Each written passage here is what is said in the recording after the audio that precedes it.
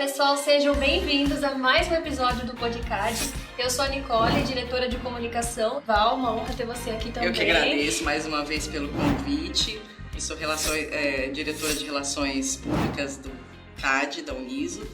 Marilu, mais uma vez, muito obrigado pelo convite, por ter aceito essa empreitada nesse mês tão importante, né, para nós mulheres, né? E a gente vai num bate-papo aqui, vamos desenrolar essa... É exatamente Então, isso. começando desde o princípio, a pergunta que não quer calar, professora. Por que o direito? O que te levou a fazer essa escolha na sua vida? Bom, primeiramente, muito obrigada. Vocês não têm noção de como eu fiquei feliz com o convite de vocês. Principalmente, né, porque estamos aqui no mês das mulheres. Então é um mês extremamente importante. Soube, né, da proposta de vocês que vocês já estão realizando de entrevistar as professoras, né, e porque realmente é um mês para comemorarmos, e muito. Quanta luta, né, exatamente, comemorarmos as conquistas que nós tivemos ao longo desses anos, que não faz muito tempo. É algo bastante recente ainda, a conquista do direito das mulheres, né? Comemorar e também para honrar as mulheres que lutaram tanto assim para chegar, e também para a gente pensar, né? Refletir o que a gente pode fazer e tem que fazer, porque ainda tem muito para ser conquistado. Sim. Quando se fala de direito das mulheres. E quando me veio o convite, eu, né, agradeço aqui, porque fiquei extremamente feliz mesmo. Pois bem, por que o direito? Por que o direito? Porque essa o escolha direito, na vida? Acho que ninguém nasce sabendo o que vai fazer, né? Eu já pensei em ser astronauta, por exemplo. Marilu, astronauta. Eu me lembro. Marilu, você como astronauta é excelente advogada. Eu sou de sítio e lá as estrelas brilhavam. Meu pai gostava muito e falava das estrelas, qual era a constelação tal e tal, né? E ele dizia, não, futuramente as pessoas vão viajar pelas estrelas, e eu imaginava que futuramente seria o meu futuro, né? Bom, e deixando esses sonhos malucos de infância, lembro muito do que o Ariano Suassuna fala, né? Parece que naquela época as faculdades, bom, já eram pouquíssimas, né? Já eram bem poucas, a gente não tinha a quantidade de faculdades que a gente tem hoje, com essa imensa possibilidade de cursos, né? Hoje principalmente na área do direito, exato, né? Que é tão grande, masculinizada, né? É um mundo masculino, né? Muito pouco. E praticamente se ficava em medicina veterinária, talvez, as engenharias e direito. Né? Sou criada em sítio. Mas eu lembro da minha mãe até hoje matando as galinhas, né? E aquilo era terrível, eu não gostava de ver os animais mortos e ir lá, né? Escarafunchar nas vísceras dos animais. Não, eu falei, aqui não é o meu caminho. Números, se algum dia, em alguma aula, vocês já me viram, que em alguns momentos a gente tem que enfrentar alguns cálculos, né? Vai na calculadora. Não, eu erro tudo. Nem a calculadora. Gente, eu peço para os alunos, façam a conta na calculadora, tá certo. E eles falam, não tá certo, professor. Eu olho, mas será? Será que é isso mesmo? Então, essa dificuldade também, né, para a parte de engenharia, nem pensar. E no direito, eu desde pequena, aí vem as influências, né? Sim. São as experiências que a gente vai passando na vida, que parece que vão fazendo desabrochar, né? Aquela inteligência que estava dentro de você. Nós aquilo vamos descobrindo aos poucos, que você não né? sabia. Aquele exatamente. feeling, né? E desde muito pequena, minha avó declamava poesia para mim. Olha. Desde muito pequena, ela adorava declamar. E eu peguei esse gosto, né? Minha avó paterna. E aí comecei a ler poesia, decorar as poesias, até hoje eu sou apaixonada por isso. E para ler poesia, declamar, também você tem que entender. Não é? Sim. E as poesias têm ali todo um palavreado, o português. E aí, quando eu comecei a conhecer de fato a língua portuguesa, acho que veio daí. Eu falei, a língua portuguesa é linda. É aqui que eu quero. Eu quero para mim. Alguma coisa relacionada à língua portuguesa. E aí, dentro daquelas 3 opções da época, eu comecei a pensar no direito já na época que a gente chamava de colegial, né? O colegial. Era o colegial magistério, nossa época, né? E daí eu já tinha certo que ia ser isso. E consegui, na época, nós tínhamos pouquíssimas faculdades, né? Em São Paulo, tínhamos uma aqui, uma em Itu, uma em Itapetininga, né? E minha família, naquela época muito restrita, eu, minha mãe e o irmão mais novo, eu não queria deixar minha mãe. Né? Então era aquela luta para conseguir passar aqui na faculdade. Quando foi aprovada, foi uma realização. Foi uma realização. Foi uma boa escolha. E não se arrepende? Não. Graças a Deus, nunca tive um arrependimento da área. O bom do direito, que não é a área, são as áreas. É um grande leque, né, que Exato. o direito nos abre, né? Eu entrei extremamente jovem na faculdade. Entrei com 17 anos na época. Eu me formei extremamente jovem, 22 anos aproximadamente. Só que na época eu casei, tive filhas, né? As minhas famosas parentes consanguíneas na linha reta, descendente de primeiro grau, né? As minhas filhas Isabela e Isadora. Então na época eu não pude advogar. Eu saí da faculdade com diploma falando, não, agora eu vou advogar. E de repente a vida vem e te traz uma nova realidade. 5 anos de faculdade e depois eu fiquei 5 anos cuidando de filho. Para aquela pessoa que só estudava, eu não sabia esquentar leite direito. Sempre vertia o leite, né? Então foi um outro desafio. Em dobro, né? 2, né? Doentes e tudo mais. E até eu gosto, porque primeiro semestre, geralmente, no primeiro módulo, eu conto essas histórias, porque às vezes a gente tem aquela noção, né? A pessoa vai fazer o direito, nossa, ela chega, acha né? que é tudo muito glamouroso, né? E ela vai colocar o óculos e fazer aquela petição com tranquilidade. Não é assim.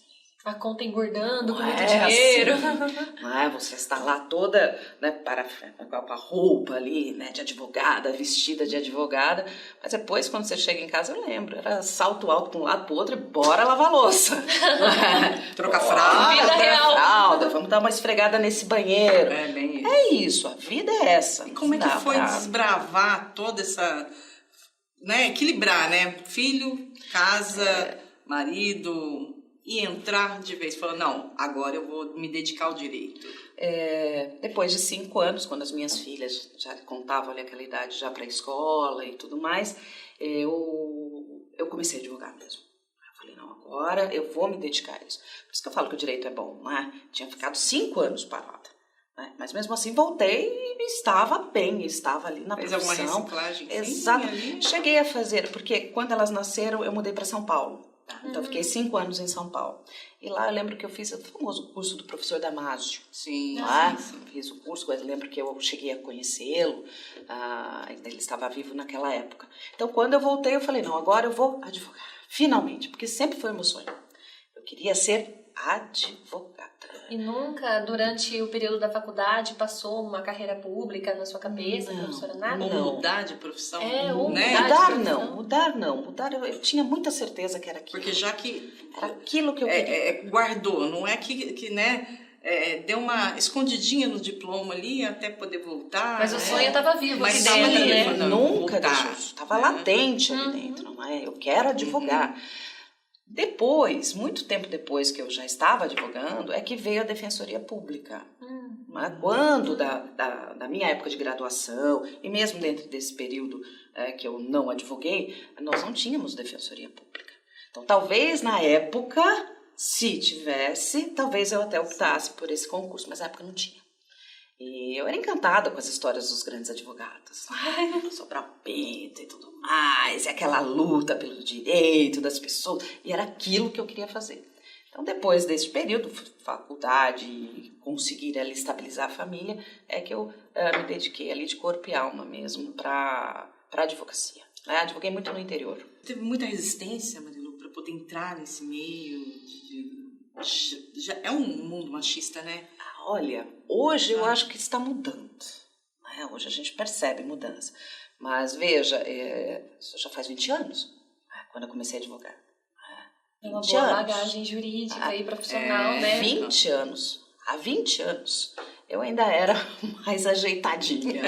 Professora, imagina. Marilu, vai. Mais jovem, né? E realmente, eu chegava nas audiências e os advogados mais velhos, eles me olhavam, agora eu vou, agora eu estou feito, vou arrasar com essa pisar com gosto. Advogadazinha, alguma coisa, porque a gente sabe que é assim, né? E aí eu me lembro que eu fazia uns coques no cabelo, né? Comprei um óculos deste tamanho, 100 grau. Ai, professor. Exato. Pra parecer mais... Pra parecer, e ficava pose. Tá? Ou às vezes eu me aproveitava daquilo, né? Na sala dos advogados, eu, não sei o que fazer, tá? Mas quando chegava na audiência, é assim, assado, excelência, tal, não sei o que, ela não vai brincar comigo, né? Mas era, de fato, né? Sempre a questão dos homens ali, principalmente os mais antigos, né? Que a gente não pode, talvez, né? talvez nem possa. Há 20 anos atrás tinha muito eles ainda, vinham né, com toda aquela carga educacional da época,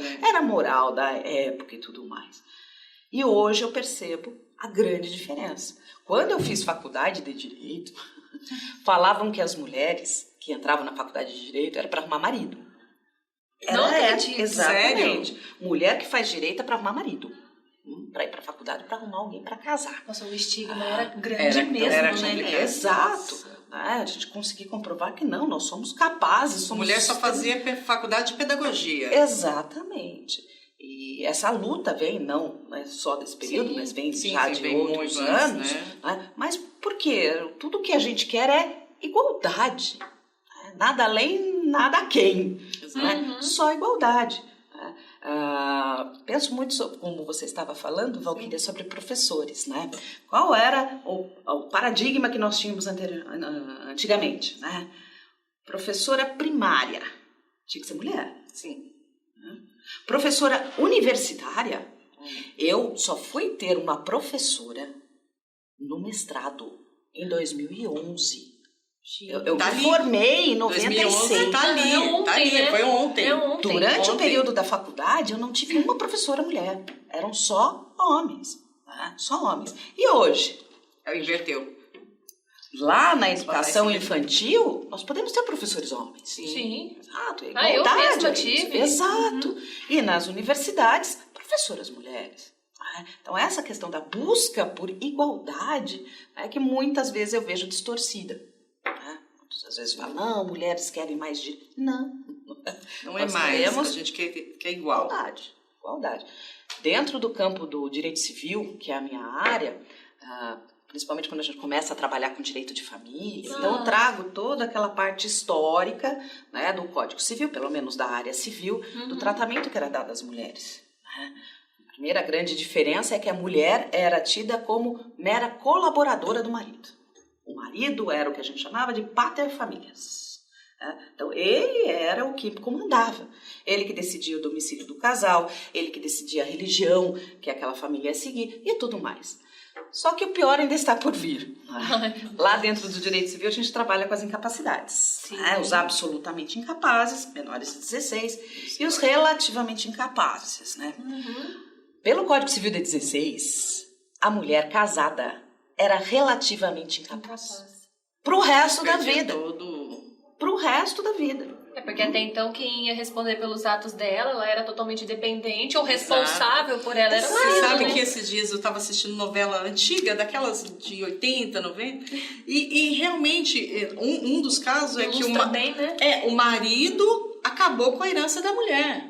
Em jogo, em bebida, em bordéis que na época existiam, né? Acabou com o dinheiro que era herança da esposa, porque a esposa não podia abrir a boca, né? A violência, sofria violência calada, né? Porque não tinha o que fazer. Mulher desquitada não tinha valor. Esse é um outro ponto, né? Porque além de ser relativamente incapaz pro resto da vida, se você quisesse viajar, o teu marido tinha que autorizar. Para você trabalhar, o marido tinha que autorizar. Para você processar alguém, na petição sairia. Ou seja, saía do fulana pai. de tal, vírgula, devidamente representada pelo seu marido. É isso. Se o marido não quisesse, a mulher não conseguia processar uma pessoa, né? Para receber herança. Se o marido não quisesse que ela recebesse herança, ela não recebia. E tinha o tal do desquite. Né? O que era o desquite? Naquela época a gente não tinha fim de casamento. Né? O que Deus uniu, o homem não separa. né? Era isso. É claro que a ideia não é, meu Deus, nós queremos que os casais sejam felizes para sempre. Não, é porque quando um casal se separa, o que separa junto? Patrimônio. Sim. Então a ideia era que aquele patrimônio não poderia ser separado. Então não é questão de afeto, nada disso. Tá? Então não tinha o fim do casamento, era só com a morte. E os casais que não queriam mais conviver, não queriam mais ficar juntos, nós tínhamos o chamado desquite. E o que é o desquite? A pessoa desempregada, aquela que não tem emprego. Pessoa desiludida, aquela que não tem ilusão. Desquitada era geralmente colocada para a mulher. É aquela que não está quite com a sociedade. Afinal, você não segurou o casamento, né? Nossa. Você não cumpriu com o seu papel perante a sociedade. E é sempre Ficava manchada. aquele estigma, né? Nossa, você não foi nem capaz de segurar o seu marido, né? Exatamente. Você não serve para mais nada, né? Essa situação toda mudou em 1962. Não faz 100 anos. Em 1962, com o Estatuto da Mulher Casada, é que nós deixamos de ser relativamente incapazes porque nos casamos. Várias outras questões, como situações de guarda, de filhos, muitas outras foram alteradas. Em 1962, é muito pouco tempo. E o divórcio está aí, né? O divórcio Tá na veio, porta, né? O divórcio veio em 77. Mas a vontade mesmo, que eu lembro que tinha a separação, aí você tinha que esperar um tempo para depois pedir o divórcio, né? Porque eles trocaram o nome, né? O desquite, você terminava com o que a gente chama de sociedade conjugal. Então não precisa mais morar junto, não precisa mais respeitar o dever de fidelidade, o regime de bens no casamento já não tem mais efeitos, então os bens já não se comunicam mais. Mas você não pode casar com outra pessoa. Em 77, com a lei do divórcio, o que eles fizeram? Agora nós temos o divórcio, o fim do casamento. Mas vamos trocar o nome do desquite por separação. A separação, então, ela funcionava como um tempo para pensar. Será que é isso mesmo que o legislador você quer, né? dizia, não, vamos deixar esse casal ali. Tinha conciliação, né? É isso mesmo. Aí senão tinha que partir pro litigioso se não aceitasse. E era exatamente isso. Aí tinha uns períodos, né? A depender se era separação de fato ou judicial naquela época, né? E você pedia a separação e depois tinha que pedir a conversão da separação em divórcio. O divórcio direto veio só agora, 2010. Também muito pouco tempo. Vamos colocar assim, de 20 anos para cá. Sim. Não teve muito tempo, mas muita coisa aconteceu nesse pouco tempo. Exato. Né? E principalmente quando a gente fala de direito das mulheres, vejam, outro dia, foi até numa banca de mestrado, porque hoje eu sou apaixonada pela academia. Né? Continuo apaixonada pela advocacia, mas depois de um bom tempo, eu me descobri na docência. E como é que foi essa vinda? Assim? Olha, sempre aquelas histórias, né, de família. Vocês sabem que eu falo muito sobre a minha família. Eu falo bastante sobre a minha família. Eu adorava advogar, tudo, mas já estava há um bom tempo advogando. E chega um momento que você quer desbravar novos caminhos. Eu não sabia o que fazer. Não sabia. Falei, não, sabe quando você sente? Eu preciso de algo mais. Preciso de algo mais. E as minhas filhas, na época, estavam lá pelos seus 9 anos de idade e tinham provas, né, as provas da escola. Uma delas era de história. E eu amo história. Adoro. É maravilhoso. E aí eu começava, me fantasiava, explicava a história e tal. Você já imaginou ter uma mãe assim? Deve ser fantástico, né? E aí, quem que não aprende? E aí elas... daqui a pouco as amiguinhas começaram a vir na minha casa, na véspera da prova, para eu explicar a história. Quando eu me vi, eu estava com lousa. Uma escolinha montada. Na minha casa. Para as amigas, as minhas filhas. Gente, e aí eu pensei, eu falei, não, eu vou fazer alguma coisa para ser professora. E a princípio eu não conseguia visualizar que fosse na área do direito. Eu falei, vou fazer faculdade de História. Até que encontrei uma grande amiga minha, Elaine Casagrande, né? E eu conversando com ela, tal, somos amigas há muito tempo. E ela falou, mas você não gosta do direito? Eu falei, eu sou apaixonada pelo direito. Eu leio a Constituição, eu choro. A nossa Constituição da República Federativa do Brasil é maravilhosa. Né? O Estatuto da Criança e do Adolescente, nós temos leis fantásticas. Na prática... Não é bem assim. São outros 500. Sim. Mas as leis são boas. Né? Ela falou, então por que você não faz mestrado na área do direito? E aquele momento foi o momento, acho que, A virada da de minha chave, vida. né? Foi o momento da minha vida. E aí eu fui fazer mestrado, depois parti para o doutorado, consegui uma colocação aqui na Uniso, que sou apaixonada pela Uniso. Eu comecei em São Paulo, então eu saía daqui de Sorocaba para São Paulo, Carapicuíba, Osasco, dei aula em vários locais fora, né? Por um ano eu fiz isso. E por um ano eu passava aqui à frente, né, da Raposa. Tava namorando. E eu mandava beijos para Uniso. Eu pedia para minha santa de devoção, eu falava, minha Nossa Senhora, abençoa este lugar, abençoa, porque eu estou me preparando. E no momento que eu estiver realmente preparada, quando eu estiver boa mesmo... Eu vou estar lá. A lei da atração fazendo efeito. E isso há 10 anos. Né? Agora, no meio do ano, completo 10 anos aqui na universidade. E aí foi fantástico. Uma vida. Foi fantástico. Quanta coisa passou. Às vezes eu tô, né, com aquelas atribulações do dia a dia, você tá preocupado. Ai, tenho que ir pra faculdade, tenho que ir pra faculdade. Quando eu já chego aqui no campus, esse lugar é maravilhoso. Né? Mas sempre tem aquela recompensa que vem, né? Nossa, Aquela gratificação, você né? vê o campus, e aí eu já venho andando, já encontro com os alunos, já vem toda aquela troca de experiências, de emoções. E quando eu tô em sala de aula, então, eu falo, é aqui. Encontrei o meu lugar. E é algo difícil, né? Sim. Tem pessoas que passam a vida inteira tentando encontrar um lugar. A gente vê, tem professores e professores, mas tem professores que a gente vê brilho no olhar, né? Faz aquilo com amor, com né? amor, Com afinco, né? Então é gostoso, é uma aula, né? Sim, Ai, obrigada. A sua aula... Ai, professora, eu gostaria que todos os alunos que escolhem o curso de Direito tivessem a honra de ser os seus alunos. Porque é um aprendizado, não é só aprender a matéria, o que está sendo ensinado. Mais do que isso, é ter uma experiência totalmente diferente. Cada professor, igual a Queria bem falou, cada professor tem a sua marcância, a sua personalidade. Da sua forma. Mas é incrível, professora, que você nos agrega de uma certa forma, que passa, transcende do material ali. Eu me lembro, como eu te disse, eu me lembro do primeiro dia da sua aula. Eu falei, eu quero fazer direito civil.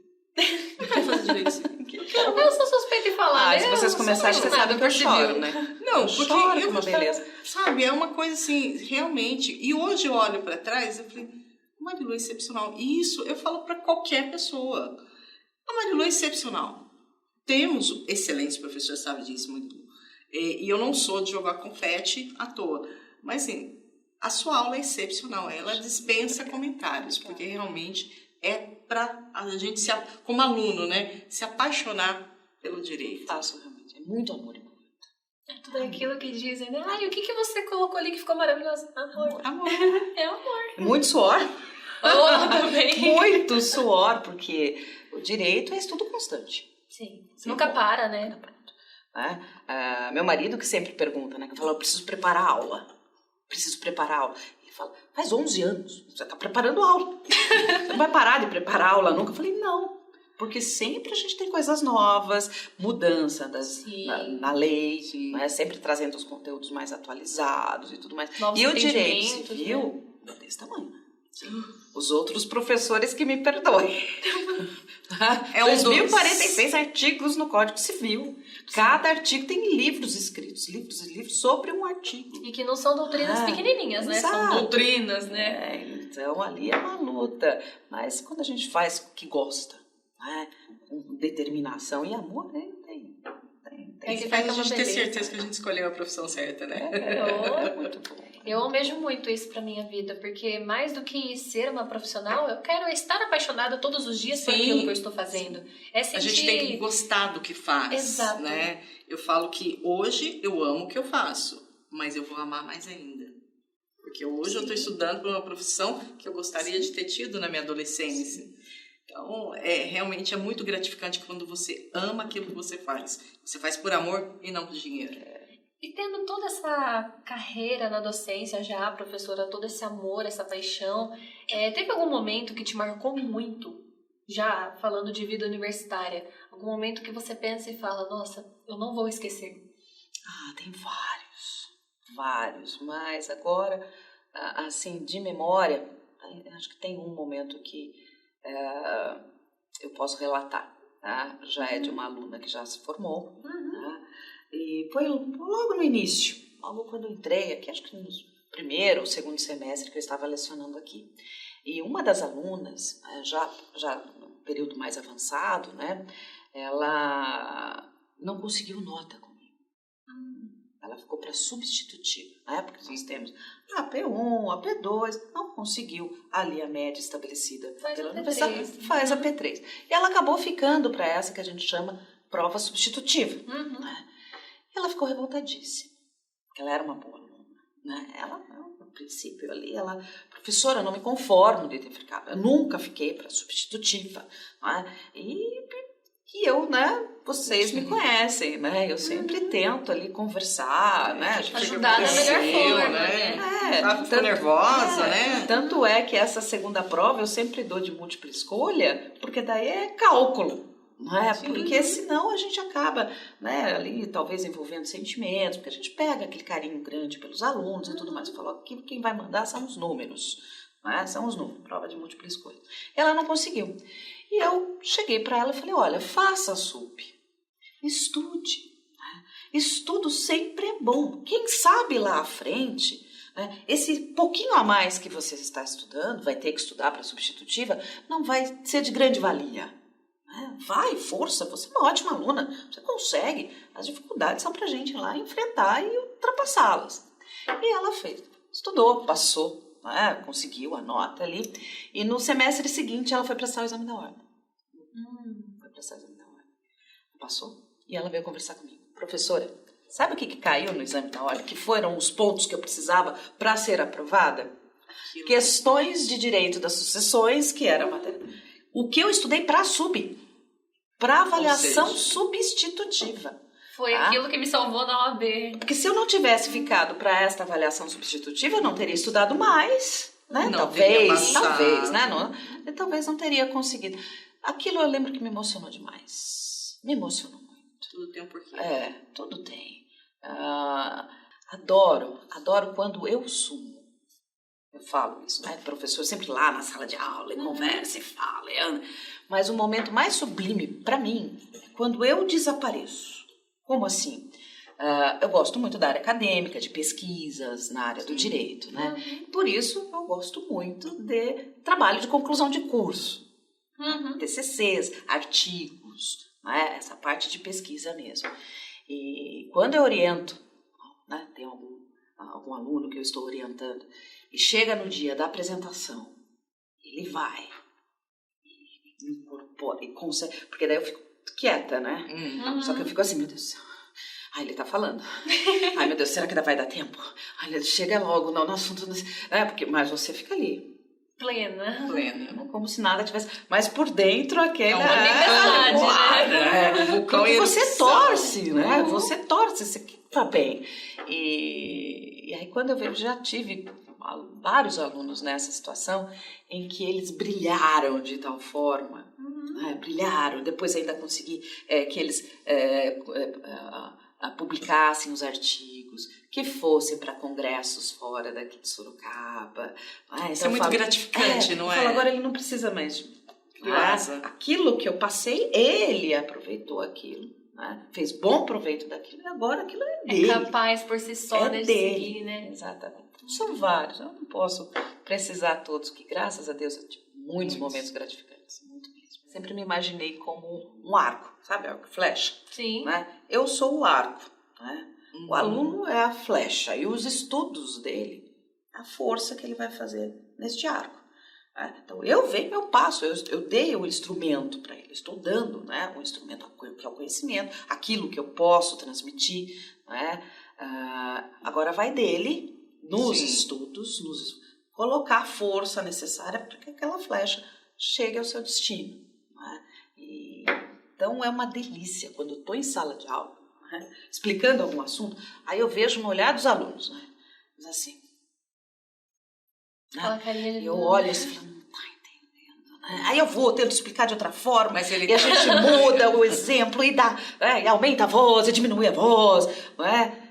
Aí daqui a pouco eu vejo, eu sinto a engrenagem, sabe? Você vê a engrenagem, virou, ele entendeu. E aí eu olho, fez sentido. Consegui. São os nossos Isso é muito desafios. legal. E atualmente, professora, também nessa ajuda dos alunos de querer sempre vê-los brilhar, hoje, para quem está terminando o curso e praticamente está com os pés para fora da faculdade, para encarar a vida real, qual é a dica que você daria nos primeiros anos da advocacia, ou para quem talvez não queira tanto uma advocacia, mas queira se dedicar mais a uma carreira acadêmica em si? Sim. Quais as dicas que você daria? Bom, a primeira é a inevitável persistência. Sim. Porque não tem como. Não é só na faculdade de Direito. Em qualquer faculdade, qualquer curso que você faça, você não sai pronto. A vida profissional, ela te traz desafios que são impossíveis, né? Na universidade, a gente conseguir prever todos eles. Me lembro quando eu me formei. Sempre a aluna que estudava e tudo mais. Falei, não, eu vou arrasar. Primeiro cliente, quando eu atendi, sim, pois não, fazendo aquelas caras e bocas. Quando ele saiu, eu falei, meu Deus, eu não entendi nada do que ele falou. Socorro! O que é isso? Como é que eu não vi isso na faculdade? Até pensei em processar a faculdade. Vou processar, já era advogado quer processar todo mundo, né? Naquela época não tinha Google, né? Vou processar, porque como que eu estudei tanto? Tenho as melhores notas, eu não sei isso daqui. Mas é isso. E aí que vem a beleza da profissão, porque isso também é uma coisa que você vai fazer de forma repetida. Chega uma hora que aquilo fica enfadonho, você não vai querer mais. Né? Então, o direito é persistência, é luta. Cada caso é um caso, cada cliente você tem que analisar e dar o suporte necessário de uma forma diferente. Né? E sempre gostar do desafio. Tá? Tanto na área da advocacia, né? Como na área acadêmica. Não tem uma vez, no começo de semestre, que eu não venha dar aula para todas as turmas, não só aquelas que eu ainda não conheço, mas alunos turmas que eu estou seguindo já há vários semestres. Se eu não sentir aquele frio na barriga, é porque durante as férias parece que a gente esquece tudo. Se desliga, relaxa. Você né? fala, eu não sei se eu vou conseguir, né? E aí que você fica com aquela sensação, aquelas borboletas mesmo que você sente.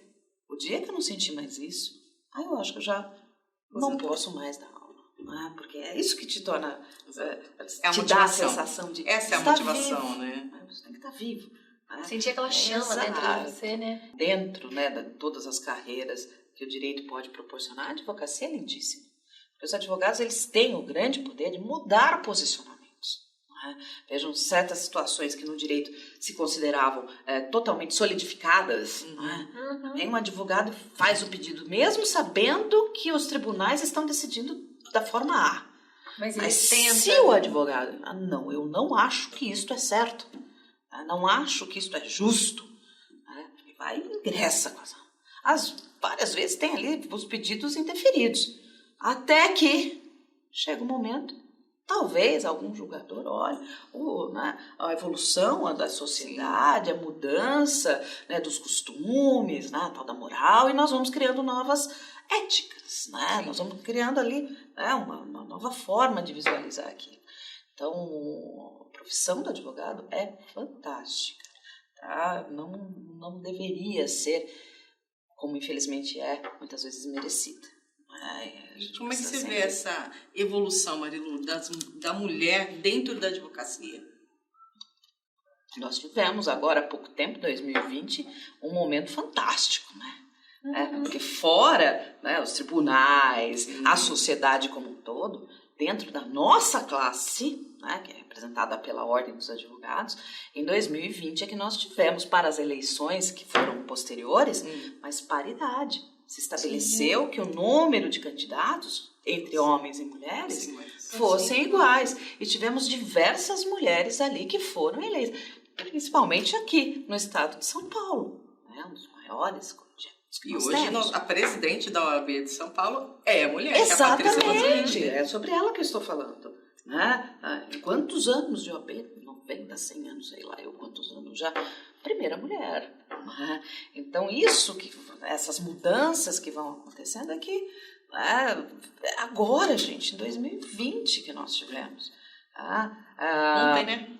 Um outro dado também sobre mulheres que vi recentemente, no Senado. Só em 2016 é que as senadoras tiveram banheiro. Tá? Mulheres senadoras dentro do Congresso, dentro do Senado, não tinha banheiro feminino. Elas tinham que sair ali do Senado e ir para um restaurante que ficava lá na rua para usar o banheiro. Senadoras. Senadoras. Agora, imagina, então, para o Supremo também, né? E classes, pessoas mais simples e tudo mais, tudo que elas não passam. O preconceito ainda contra a mulher existe. Não estou falando, tivemos uma grande evolução, mas ainda tem muita coisa, muita, e nós não podemos esmorecer. A luta sempre tem que estar presente. Na constância. Constante. Porque, como eu disse, é muito pouco tempo. Muito pouco tempo. Na faculdade eu achava que eu estava lá para arrumar marido. Hoje e nem não faz mais. tanto tempo assim, né? Então, são 20 anos. Agora, hoje não. Hoje nos bancos das faculdades de Direito, a quantidade de mulheres na profissão, no STF, tá? Mulheres ocupando diversos lugares, podendo falar. Tá certo que muitas vezes é interrompida diversas vezes, mas falar de igual para igual. Pode falar. E a ideia é que também sejamos escutadas. Sim. Sim. Porque não adianta a gente só falar e não, aquilo que você fala não ter ali nenhuma conotação de um fulcro, um fundamento, né? A pessoa falar e a outra parte não escutar. Não dá valor àquilo que você está falando. Então há muito ainda para a gente caminhar. Muito ainda pela frente. Mas já começamos. E não podemos parar. Não podemos parar. É um caminho sem volta. Exatamente. A tendência é evoluir. A gente não pode estagnar também, né? E para isso, hoje eu falo da união entre as próprias mulheres. Temos muitos homens também. A mudança também no pensar dos homens é importante para nós. Porque, como eu disse, nós estamos numa batalha. Não é isso. A ideia é irmos todos juntos. Sem aquela intenção de Exato. Nós somos mais do que vocês. Ninguém é mais do que ninguém. Ou tirar vocês, né? Exato, não é isso, é igualdade. Nós queremos só poder estar lá. Como eu hoje, quando eu entro para dar aula numa faculdade de Direito, pela experiência que eu tive na minha graduação, eu acho isso fantástico. Mulheres, eu acho que ainda faltam trans, faltam afrodescendentes, falta muito ainda. E essa luta é constante. Falando dessa parte, eu acredito que mais do que a nossa luta, que é recente, a deles é muito mais recente. É muito mais recente. É muito mais recente. E é muito mais difícil. É muito mais difícil. Muito mais difícil. Porque ainda causa, infelizmente, mesmo nos dias atuais que nós vivemos, ainda causa estranheza. Sim. Você olha, às vezes, para um casal lésbico, nossa, que estranho. Ou um casal gay, que esquisito. Eu posso falar isso meu pai era muito machista, né? Então, a gente veio de um seio machista, né? Onde a minha mãe apanhava e a gente só olhava, né? E não podia fazer nada. Não, então ali era um preconceito muito grande com negros, com homossexuais, né? Com mulheres, né? Porque existia a mulher da vida, se a mulher usava roupa curta era a mulher da vida, né? A mulher tinha que estar com saia até o pé, dentro de casa quietinha, tinha, né? Toda aquela coisa. Hoje não, eu olho para essa faculdade hoje e a diversidade aqui é muito grande, é muito, enche os meus olhos. Eu falo, gente, a começar por mim, né, de ser mais velha sendo aluna, né, e ao mesmo tempo essa diversidade sendo tão bem recepcionada. Recepcionada, exatamente. Né, como se eu tivesse... Eu me sinto como se eu tivesse meus 18 anos. Sabe? E é uma sensação muito boa, essa troca, né? Troca de energia, de conhecimento. Porque não é porque a gente é mais velha, né, Marilu? Que a gente sabe tudo, né? Exatamente. É um constante saber. Eu acredito que todos os dias da nossa vida é um novo aprendizado, é uma nova lição. Afinal, nenhum dia é igual ao outro, né? Exatamente. Imagina que fundamento teria, né? Imagina, eu sei tudo. Pra que continuar vivendo? Qual que é a razão, né? Quando você descobre alguma coisa nova, algum pensamento. Muito. Hoje se fala muito sobre inteligência artificial. Tenho lido algumas coisas, a maioria não entendo, mas quando eu entendo, eu falo, descobri algo novo. Aquilo é fantástico. Aquilo te enche de energia para ir atrás de outras coisas novas. E é como se a gente tivesse uma prateleira que cada coisa que nós vamos aprendendo, mais uma coisinha ali. Exatamente. Mais uma coisinha vai ali. Colocando um livrinho ali, né? E isso no direito, né? Sempre vou, né? Aqui puxar a sardinha para o direito, o direito é fantástico, porque no direito você aprende um pouco de medicina, Sim. você aprende engenharia, você aprende psicologia, você tem que lidar com várias, não apenas o português, Sim. né, que é a nossa... É o básico, né? Eu falo que é o nosso instrumento de trabalho, né, a língua palavra portuguesa. né? A palavra escrita e a palavra falada, né? Mas as leis que nós temos que entender, interpretar, mas toda esta gama, né? Exato. Toda esta gama você também tem. Então não tem um momento em que você não tenha que procurar novos conhecimentos, não tem jeito. Outro dia estava com um problema aí, no direito de vizinhança, e procurar leis do município, como fica a regulamentação, qual é a zona, qual é o, né, para saber sobre ruídos, e assim vai. Amanhã vai vir outro problema, e aí eu vou atrás de novos conhecimentos, e assim a gente vai construindo a vida da gente, né? E, rapidamente, professora, engajando nesse ponto de novos aprendizados, nessa constância de mudança, na sua visão, professora, a sociedade, principalmente nós mulheres, acha que nós caminhamos para um ponto positivo ou negativo no sentido de extremo, que às vezes algumas mulheres confundem aquilo que é conquistar direitos com querer mandar, governar o mundo? Neste ponto, professora, caminhamos para um lado positivo ou negativo? Toda luta, né? Toda luta começa com uma intenção, né? Mas ali na batalha, né, temos vários posicionamentos, vários soldados ali, cada um tendo uma percepção.